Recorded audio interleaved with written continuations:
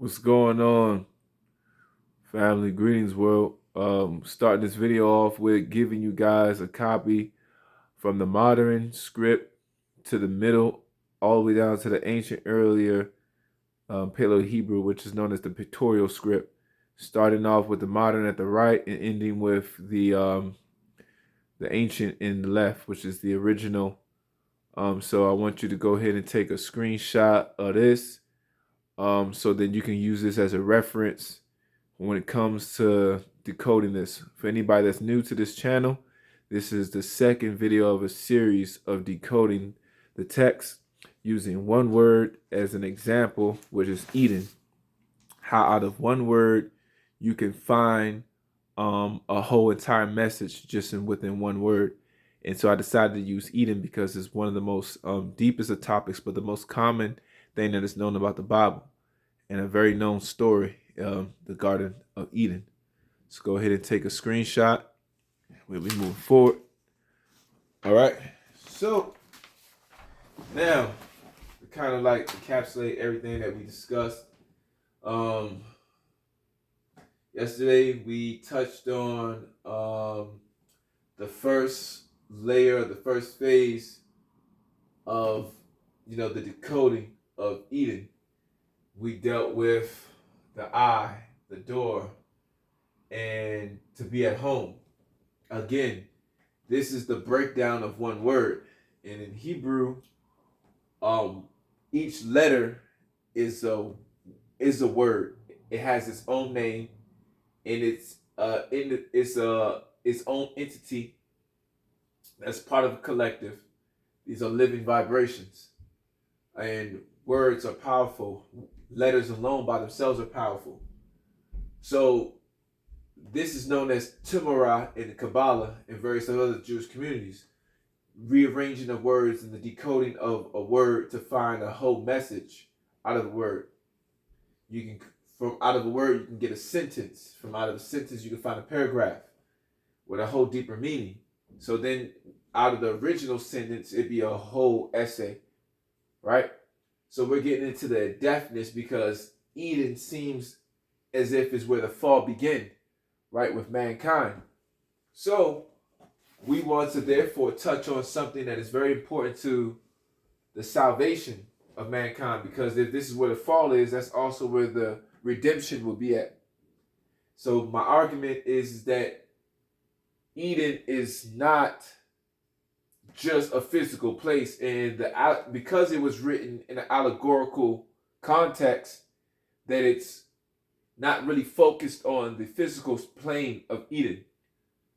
But when it talks about the four rivers, is letting you know where man has failed to, but also again the four rivers represents the division of the brain, and in that center part is where the DMT, where the melanin, where everything's flowed, the seat of the spirit man is able to flow through the soul. The soul is the medium, and the light of the spirit travels forth from that. And that's where you have the existence of man working through this body. We are spirit beings, and we connect to the physical realm through the soul. And the soul enables us to have this physical experience through the body. The body's just a vehicle. So we're really not here. We're being broadcasted from here. And to control this experience and to understand this broadcast, I begin here with this word, so you can understand that all of this misuse and that negligence of the soul is what Eden is talking about. So without further ado, I will recap some of the things that we touched on. So kind of focused on the first line here, beginning with the eye. The eyes are the soul's guide. The eye, right? Remember, Eden goes from right to left. So you got ayin. Ayin means eye. That's the name for this letter ayin. It means eye. D, the D sound, which is the second letter, is dalet. That means door. Noon means seed. It means seed here, right? Well, that's the symbol for it right there. So it's the seed, right? So I break down the word ayin. Ayin is spelled like this. Right here. This is how ayin is spelled. Right? So the eyes are the soul's guide. The eye guides the soul, right? Which sits at the conscious, the subconscious level, right? So you see it guiding that. So then I write the proverb: the eyes are the soul's guide. Perspective and perception are the main components of the conscious awareness program, right? So whatever your eyes focus on, not just the physical, but your meditation where your heart is, it guides the soul. That's the conscious effort. What you choose to do with your eyes, you do that consciously. And whatever that is that you do, if it's done in repetition, it downloads onto the subconscious level. And that bears the fruit. That's why you see that it uses the seed for this letter, because the objective is for the seed to ascend. But where is the seed ascending to? Because every form of ascension is not good. It doesn't mean that you're ascending, that is a good thing. Where are you traveling? Where are you going? Where are you sending your soul? For wherever your heart is, that's where your soul travels. Wherever your treasure, that's where your heart is, as it says in the word. So then we goes into Dalet, the fourth letter in the alphabet, the second letter in this word Eden. And it represents the door. So we see two doors, and in between the door we see a shepherd's staff, right? And the proverb that I withdraw from that is: the invisible and the visible, there lies the indivisible sovereign power of God. So in the midst of the visible and invisible lies the sovereign power of God. Because what is a shepherd's staff? A shepherd's staff is used to guide the sheep. God exists within the visible and the visible, and in the midst of the gulf. God is in between the visible and invisible, and he's in the midst of the visible. He's not just in between, he's in the midst of the visible and invisible aspects of reality. And in the midst of it is God wielding it, thus showing his sovereign power, because his manifestation of existence and desires are understood in the visible and in invisible realm, which shows that God is sovereign and God is in control of every aspect of reality, because that's what the shepherd's staff represents. So if you have a shepherd's staff sitting between two doors, it is showing you that God is sovereign, because what does a shepherd's staff do? It leads his sheep. And the sheep at this level of consciousness could be understood as any living organism, any software, any program, any spirit, any entity, anything created is wielded by the will of God, right? So then we go back over Noon, right? We go back over the last letter here. And the word we look at, this is the modern form next to it, Na'ah, which means to be at home, right?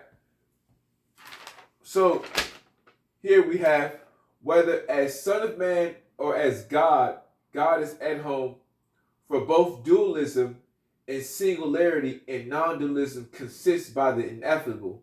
Thus, from the lowest to the highest point of existence, God could be found there at home. Right? Why do I get that? Okay, because all three of these characters, what's interesting about the word is that all three of these characters are living entities, unlike Dalet. It is a noun because it's a thing, but it's not a living object. It's an inanimated object. All these things have breath in them.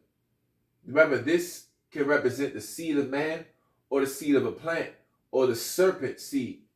This is the ox, right? Or a bull, or a ram, right?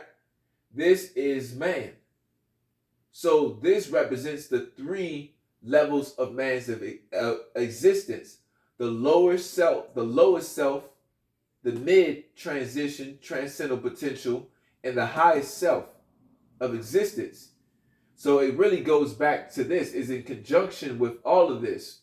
And you'll see, because at every level of existence, God's presence can be recognized and understood. Therefore, God is always at home, because all of this is God, is a fragment of God's reality. That's why I chose this word, being at home, because understanding it from the ancient Paleo-Hebrew allows me to see how God is at home in every level of existence of man. And this is important because God is above all, in all, through all. So if you understand that you're made in God's image, but also likeness, image is just the appearance, the depiction of man. Likeness is the abilities of mankind, the functionality, the properties of man's existence. So if you understand this, then you will understand that you exist not only in multiple dimensions, but within that framework, God can be understood in every level of existence, and God has a presence in every level of existence. God has an avatar in every level of existence. God can manifest at every level of existence. He can emanate and project himself in every level of existence. And he has a seat in every level of existence. Thus, he's always at home. And when you're at home, in the expression of being at home, you're at peace. So the peace of God can be found at every level of existence, as long as you have the knowledge of God. And the knowledge of God is dealing with obedience of God. And the obedience of God brings you at peace with God, because you're doing God's will. Right? So with that encapsulated, I want to begin to move on to the second layer. The second layer will be a lot more in depth and more intense, because now we're dealing with quantifying everything. So I start off with the center. Here I start off with Dalet. I start off with the door. The door is like the bridge between the two, right? Between the eye, because the eye is the window to what? To the soul. The word Dalet also could be translated as window, as gate, as portal, right? So I'm going to start off dealing with the portal. The first word is door that I use. The second one is knowledge. Knowledge opens up doors. The knowledge of God opens up portals. Understand that. The knowledge of God heightens the consciousness. So this is why we got the first word, which is oof, which could be translated to cover, to fly, wings, feathers, shine forth. The knowledge of God brings a light from the spirit by way of the soul. The soul becomes the medium and projects and lights up the frequencies and the auras of a living being. Because of the knowledge of God opens up that door, that pathway. The knowledge connects. That data activates the spirit. The spirit uses the soul as a medium and broadcasts back. This knowledge raises. We're talking about flying here, right? The knowledge lifts up the person's consciousness, raises the person's awareness, right? In consequence of doing that, of keeping the knowledge of God, activating the knowledge of God, shining forth the knowledge of God, you become covered. You become covered from vanity and from ignorance. Because it says, my people are destroyed from lack of knowledge. So you're covered. You're protected from destructive ways and destruction on the cosmic level, on the spiritual level, and on the physical level. The knowledge of God gives you that. It comes with benefits. It gives you access to certain power, such as the living forces of God. The emanations of God becomes your armor bearer. Angelic forces, emanations work on your behalf by living by the knowledge of God. Right? Because notice look at the word da'et here. See, the word da'et, we have a door open, and right next to the door, we have the face of a bull, the face of a ram. You see what I'm saying? The face of an ox. You notice that I didn't put no eyes because it could be any one of these emanations, right? And then you have the cross right next to it. The cross is not just about the sacrifice, but the cross is the quadrants. And this is the head of the bull. God is the head of all existence. Through this door is you find the head. That's what dealing with the knowledge of God. God is the head. Thus the Godhead.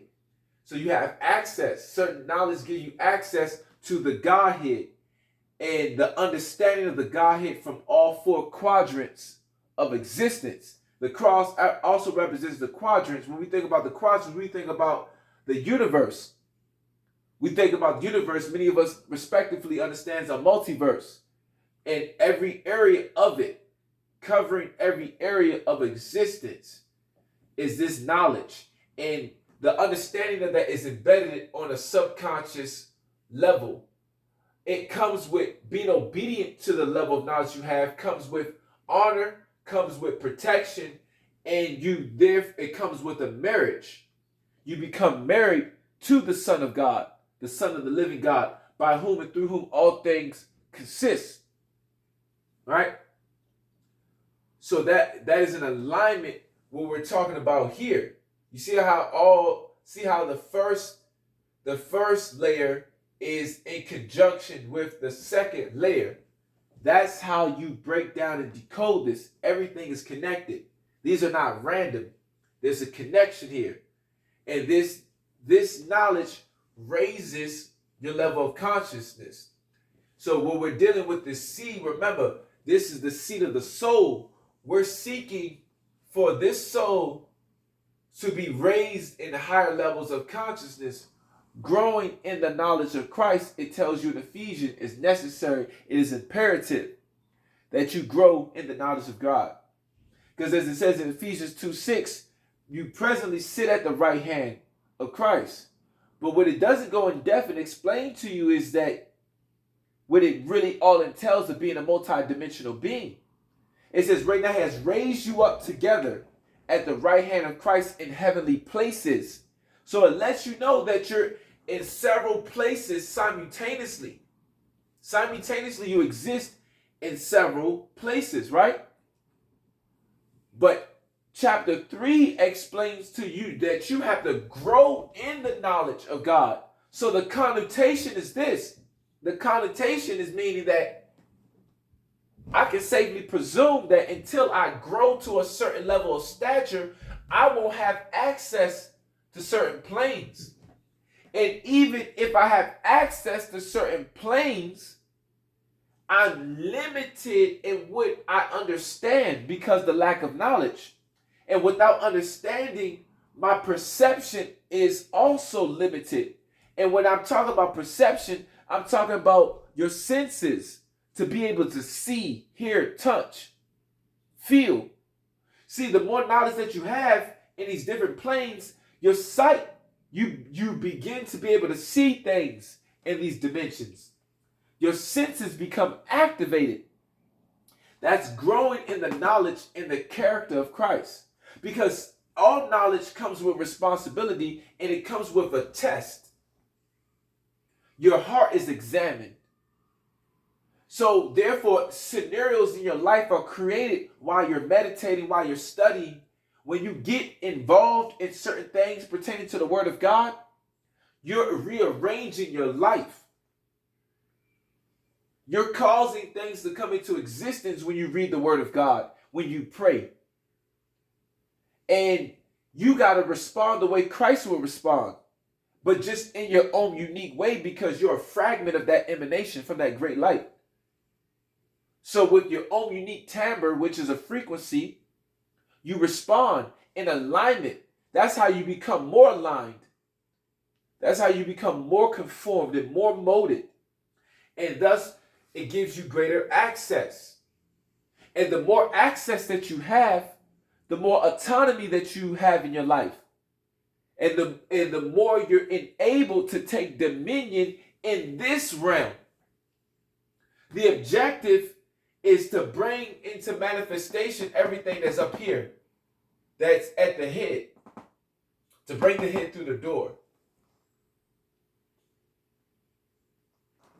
In every quadrant of existence, to bring the future into manifestation of the present. And look at this. In order to do that, look at this. Look at the word right here, NASA. Now we get to the last word, NASA.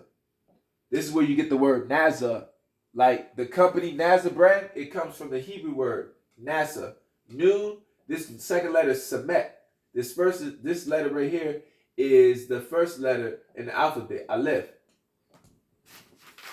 There's another list where I wrote, you can take a screenshot of that too so you can see the order for the word Samet, right? So for the word Samet, it's the 15th letter in the alphabet. So we have the word NASA, and this is what it looks like in modern, but check it out in the pictographic. And like pictographic is Paleo-Hebrew is one pictographic language, like hieroglyphics is another pictographic language. The noon is next to a set of thorns. The seed is next to a set of thorns. The thorns represent persecution. Remember the thorns of the crown of thorns on the head versus the crown of gold. As you're in this dimension, you wear a crown of thorns. In order to be lifted up to the head, you must go through persecution in your lowest form. The seed is the lowest form of existence. In order for you to get rooted in truth, it comes with affliction. Because the affliction requires this to endure affliction and to endure it successfully, it will cause you to have to be grounded. You have to get grounded in the knowledge of truth, in the knowledge of God. And thus, what happens in the unseen is thoughts are running through your mind as you go through these experiences. Emotion is running through your body and through your soul. All kinds of colors and vibrations are just running through your soul and running through your body, and your spirit is in the higher realms, just going through all. How do you respond in the midst? Your soul is in the midst. Remember, we're dealing with this as the subconscious. The subconscious and the conscious in the midst. These two are in the midst. What are you doing in the unconscious? Those three dimensions, the conscious, the unconscious, and the subconscious, all in the midst. What are you doing? How are you handling it? That's based upon your perspective. It's all based upon your perspective, whether it determines whether you're going to get grounded and what develops out of this. And if you handle it similarly to how Christ handled it, you lift up. Nazar, which means to lift, it also means honorable, also means armor bearer. You lift up above the forces, above the signals, above the tribulations, above the hardship. You take flight. You take flight. You're covered by awareness that everything works for the greater good of those who love God. That I need to let this person with his road rage go ahead and drive past me. I need to go ahead and ignore this phone call, and then the people who answer with an attitude, I don't need to allow that to distract me. I don't need to download more signals into my conscious so that it can become downloaded onto my subconscious, embedded into a program that will end up changing me involuntarily, because all the involuntarily work and the things beyond our control is in a department in our subconscious. I should not be allowing wickedness, pollution, and things that are counterintuitive to my existence to get access to my subconscious. So I realized that because that's toxic, I need to avoid the toxicity. Fixating on it is not avoiding it, it's embracing it. I need to address it. I need to figure out how it's happening, and then I need to remove it off of my database, off of my train of thoughts, and become lifted out of the experience. I cannot become consumed by the experience, allowing the experience to mold me into something that's counterintuitive, that can be avoided by having awareness of what's going on. That tribulations are necessary, that hardships are necessary, and that to build you and to make you stronger. It causes more. The pressure makes you have to focus more. Pressure makes diamonds, but also pressure makes laser beams. Laser beams begin to pierce through the veils of things that appeared at one point to be indestructible. A laser will pierce through certain levels of metal. And you were like, oh wow. It was an illusion. This opposition, this wall that seemed like it could not have been protruded. A great concentration would actually pierce through that. That's why I explain to people that faith of a mustard seed is not just about the size. It starts off as a seed, but the objective of a seed is to germinate. When the seed germinates, the uniqueness about the mustard seed is not just because it's one of the tiniest seeds. It's how the seed germinates. It fans out like how wings fans out, like how a peacock fans out after it's agitated. It agitates its body, and then when the body agitates, the colorful wings, the spectrums of the colors just fans out, and then they get rooted. You see the depthness of them.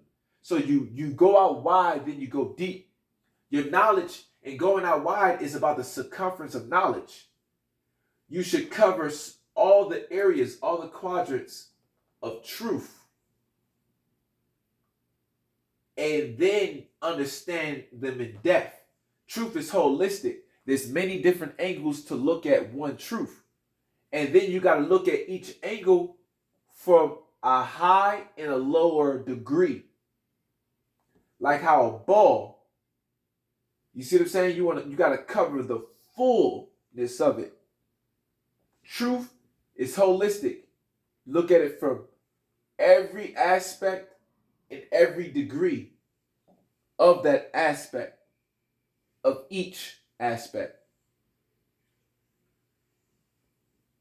It requires to be focused. There'll be things that try to come in and it may appear as distraction. What may help you is changing your perspective. Like how I could change my frames. These are all actually prescribed frames. Right? I change my perspective. This perspective may say that I'm actually in opposition with the forces. Yet the weapons of my warfare are not carnal, but they're mighty through battle. Right?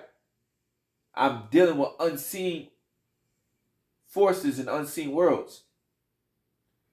But another perspective is that all things work for the greater good of those who love God.